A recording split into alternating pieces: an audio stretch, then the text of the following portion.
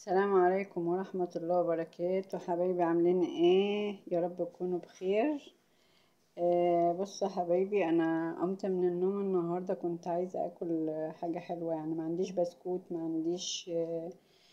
عنديش حاجة، ومش ماليش نفسي للفطار، فقلت اعمل ايه؟ اخش على النت كده اشوف.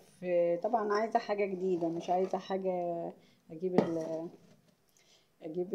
الشفشق الجميل ده كده. اهو بنحاول نجدد يعني في التصوير شوية. اي نعم، الموبايل الحمد لله يعني ساعات بيفصل مني، ربنا يستر ما يفصلش مني دلوقتي وانا بصور، فبتعب قوي يعني، بيضايقني بصراحة. المهم ايه، نكمل كده. اللهم صل على سيدنا محمد. المهم قمت ايه، قلت طب انا ماليش نفس الاكل، اعمل ايه حاجة كده وحاجة غير تقليدية. فدخلت على النت قلت اشوف كده طريقة بسكوت، وانا بشوف لقيت طريقة بسكوت اسمه بسكوت جوز الهند. طريقته خفيفة جدا وحاجته في البيت، يعني مقاديره في البيت، خاماته في البيت، مفيش ولا بيض ولا زبدة ولا لبن وحاجات كده، قالوا بدون كل ده. فقلت طب اقوم كده اعمل حاجة. فدخلت على قمت اللهم صل على سيدنا محمد. رحت عملت ايه بقى. كانوا نص كوباية زيت، نص كوباية سكر بودرة، معلقتين سمنة بس. وطبعا نص معلقة بيكنج باودر، وخلطت كل ده مع بعض، وذرة ملح، ومعلقة لبن نيدو. بس هي دي مقاديره، فسهلة جدا. قلت طب ايه الحاجة السهلة الجميلة دي. فما شاء الله عملته يعني، اهو على اساس ان انا هشرب بيه الشاي. انا بصراحة مش عارفة اشرب بيه الشاي. بشرب وراه مية عشان اعرف ايه ابلعه، لان هو ما طلعش اصلا بسكوت كبسكوت، هو طلع حاجه جميله كده، ناعمه خالص. إيه، اللهم صل على سيدنا محمد.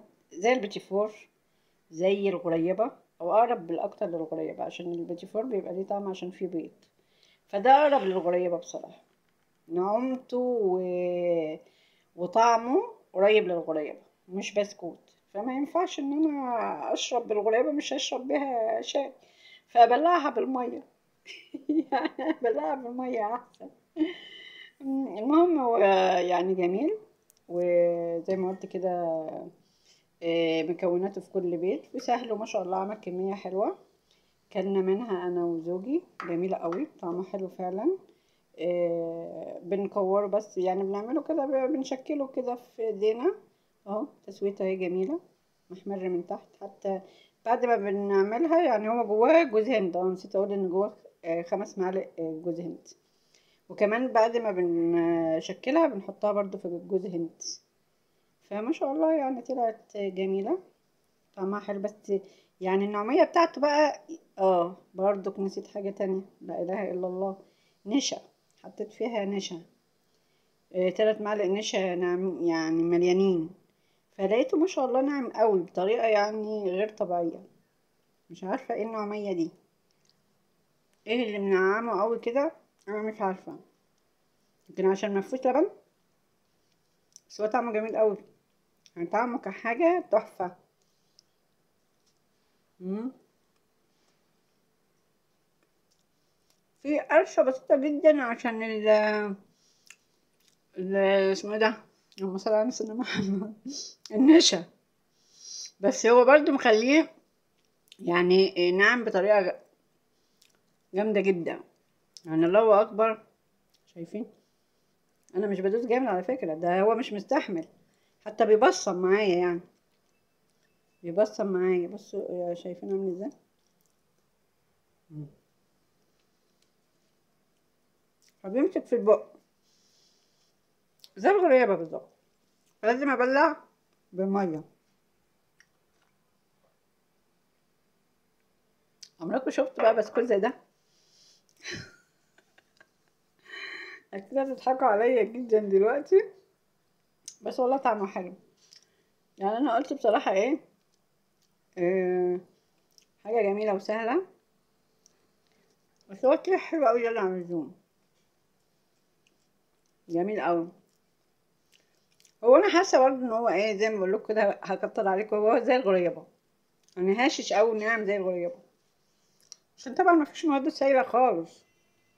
احنا حطينا كله مواد جافه، والزيت والسمنه ما فيهوش، اقصد يعني مواد سائله اللي هو اللبن، ميه، الحاجات دي ما فيهوش. الحمد لله يعني طلع جميل. زوجي قال لي ده حلو قوي، بس هو يعني ماسك في البق شويه، بس والله هاشش. انا قد كده، انا ممكن اشكلها كلهم. اه بصوا، شفتوا انا بمسكها مش مستحمل ازاي؟ اهو شايفين؟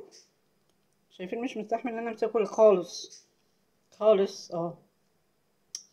فالحمد لله يعني، نحمد ربنا. هي حاجه حلوه قوي، يا ريت تجربوها، وسهله وجميله. و يا ريت بقى تعملوا لايك على الفيديو ده الجميل ده، وكومنت حلو منكم، وربنا يبارك لي فيكم يا رب، ويديمكم نعمة في حياتي، يا أحلى أصحاب وأحلى أخوات في الدنيا كلها.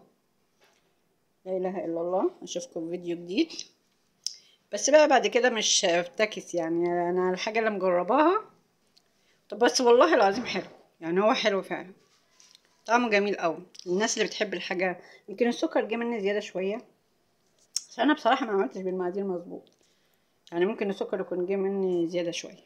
يلا مش مشكلة بقى. المهم انا قلت اخش اعمل لكم الفيديو الحلو ده، الطريف ده. ف ما تنسونيش بقى في اللايك والشير وسبسكرايب، وربنا يكرمكم يا رب. كل سنه وانتم طيبين، واشوفكم على خير في فيديو جديد. لا اله الا الله. مع السلامه.